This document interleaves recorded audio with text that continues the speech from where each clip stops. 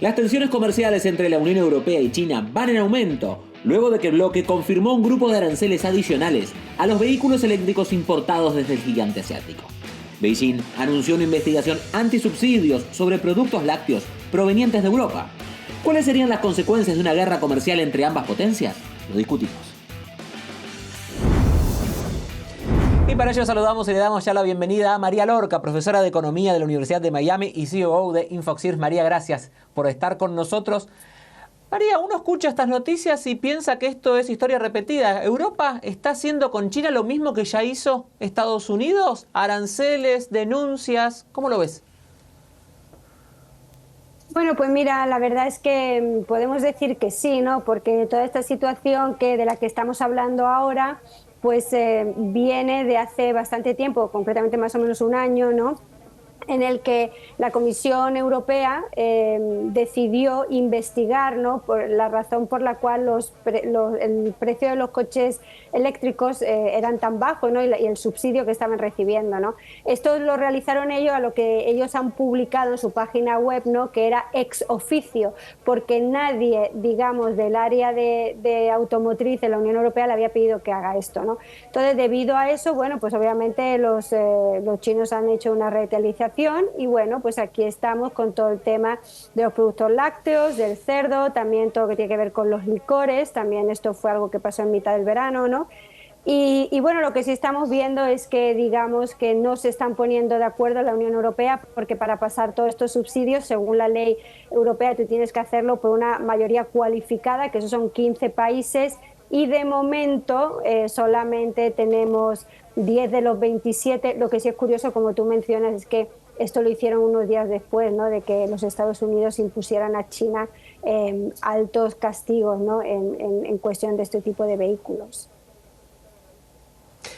Ahora los chinos están hablando de subsidios a la industria láctea en Europa. ¿Tiene elementos China para ir por ese lado? ¿Y qué pasaría con Irlanda, que es el principal exportador de lácteos a China? ¿Podría afectar particularmente ese país? Mira, es que hay una cosa que también hay que pararse un poco a pensar, ¿no? Y tú antes lo has dejado entrever, ¿no? Y es que nosotros empezamos con un problema de coches eléctricos. La Unión Europea, digamos, vamos a poner contra China, ¿no? Pero es que China, en vez de venir contra la Unión Europea en el mismo rubro, es decir, en el mismo segmento, está yendo contra lo que es todo lo y la ganadería, ¿no? Entonces eso un poco también ha dejado descolocado a todo lo que es la Unión Europea, porque no se esperaba que China iba a contraatacar, ¿no?, quote unquote, una palabra un poco fuerte, ¿no?, por este lado, ¿no?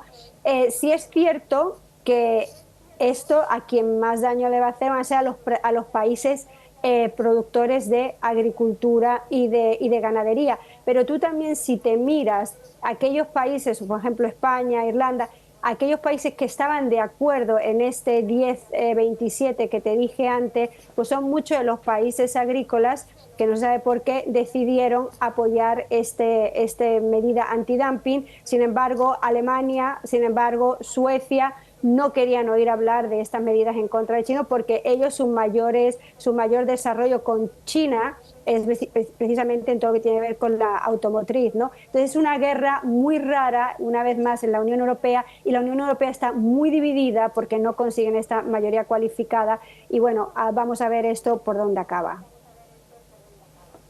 Justamente quería preguntarte eso, ¿quién gana y quién pierde en este enfrentamiento? Porque de un lado tenemos a China, que es un solo país con todos los problemas y con la crisis que ellos están atravesando, pero por el otro tenemos un bloque con numerosos países en los cuales también hay distintos intereses. ¿Quiénes pueden salir beneficiados? ¿Quiénes pueden ser los que más pierdan en esto? Donde estamos viendo que, como vos bien decías, no solamente va por un rubro, es múltiple las idas y venidas con aranceles, denuncias y quejas. Claro, y a mí lo que me hace mucha gracia es que, bueno, tuvimos la nueva elección en el Parlamento Europeo, ¿no? La señora von der Leyen ha salido, es una vez más la encargada de ser la que lleva el timón, ¿no?, de este barco gigante que es la Unión Europea, pero lo que hemos visto es que básicamente países como, por ejemplo, Alemania e Italia han ido en los últimos días, en los últimos meses, urgentemente a China a intentar tratar con ellos, ¿no? Y a intentar, digamos, conseguir que este revolú que hay, ¿no? de suma cero, entre paréntesis, guerra comercial, a ellos no les salpique ni a sus intereses, ¿no? Entonces, claro, aquí vamos a ver qué pasa. Lo que sí es cierto, y es que yo me he leído el último reporte del Eurostat. El Eurostat es, digamos, el punto de referencia para cualquier persona que quiera coger datos sobre la Unión Europea, y han publicado el último reporte sobre cómo ha ido la importación y exportación, es decir, la balanza comercial en bienes, no en servicios, en el último año de la Unión Europea. Y déjame decirte que me ha llamado mucho la atención que China es el tercer país. Es decir, tú tienes el primer país Estados Unidos, el segundo país es obviamente el Reino Unido porque se fueron de la Unión Europea, y el tercero es China. Cuando tú te analizas la relación que hay comercial entre la Unión Europea y China, te das cuenta de que tanto las importaciones como las exportaciones de la Unión Europea hacia China y viceversa están bajando, y el déficit que tienen comercial en bienes ha aumentado. Entonces, mientras que, por ejemplo, con el Reino Unido este no es el caso, ¿no? Está aumentando debido, bueno, a que cada vez más tienen que vender más a ellos y menos comprar la Unión Europea de ellos, ¿no? Entonces, bueno, vamos a ver qué pasa, pero China es el tercer país más importante cuando estamos hablando de comercio de bienes, que es realmente lo que estamos hablando. Cuando vemos a China, vemos que es número uno en fabricación de autos eléctricos, que es justamente una de las cuestiones en las cuales se está discutiendo tanto con Europa, con Estados Unidos, en turbinas eléctricas, en paneles solares. Los aranceles que ahora impone o quiere imponer la Unión Europea y que ya ha anunciado también Estados Unidos, ¿servirán para ponerle un freno a China? ¿Son medidas efectivas o es una medida que lo que busca es resolver el ahora, pero a largo plazo no es algo que pueda sostenerse o que pueda llegar a funcionar?